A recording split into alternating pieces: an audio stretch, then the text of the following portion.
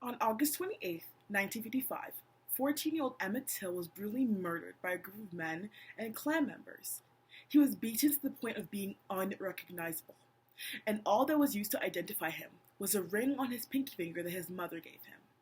In honor of Black History Month, I had chosen to pay homage to some people who were civil rights martyrs and the impact that their story had in shaping the world today. Today I'm going to be expressing Emmit Till's story through the lens of his mother, who had the courage to go public with the vile acts that had been happening to her son, and open the world's eyes to the racial brutality that was occurring. So, without further ado, I present to you my poem, The Ring You Lost, the Ring I Gained.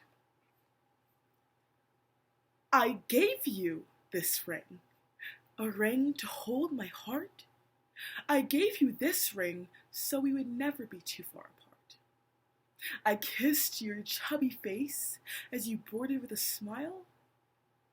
That chubby face I could no longer see over the results of their hostile.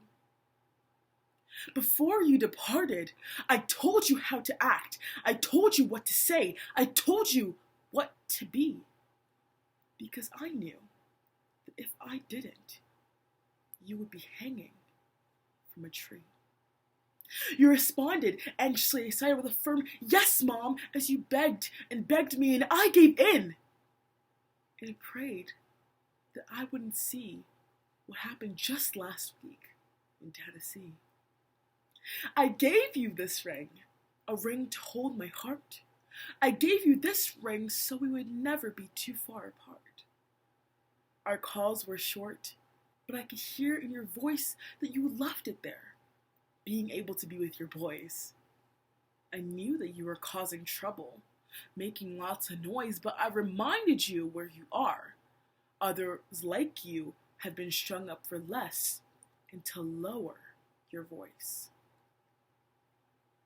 August 28th, 1955. I gave you that ring, a ring to hold my heart. I gave you that ring so we would never be too far apart. But that ring is all I have. All I have left from my boy, all that was left for me to know was my boy. Those men dragged him out of his bed to torture him all night in some shed. Beaten, bludgeoned, bloody, broken is all I see. All that was left for me to see in the Tallahatchie River of my boy. When I wailed over his deformed body, I cried out and asked, "Why did they do this to my boy?"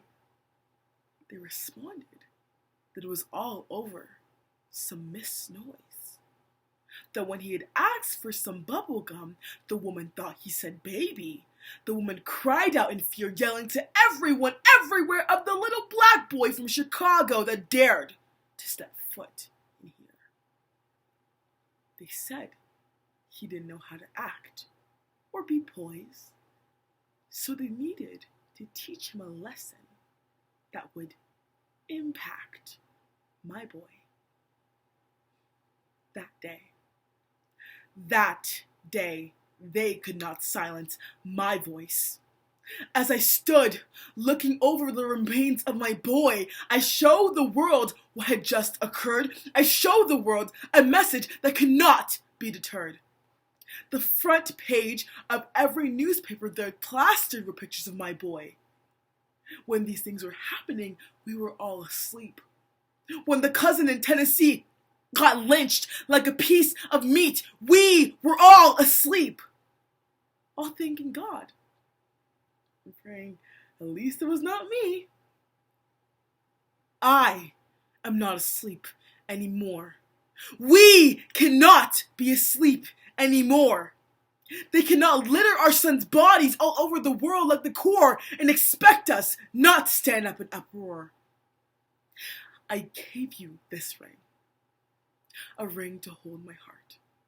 I gave you this ring so we would never be too far apart. I am not asleep anymore. Wake up! Because this is just the start of the war. The war for equality and for freedom and for all the sons of the world. We fight, we stay awake until this pain is no longer observed.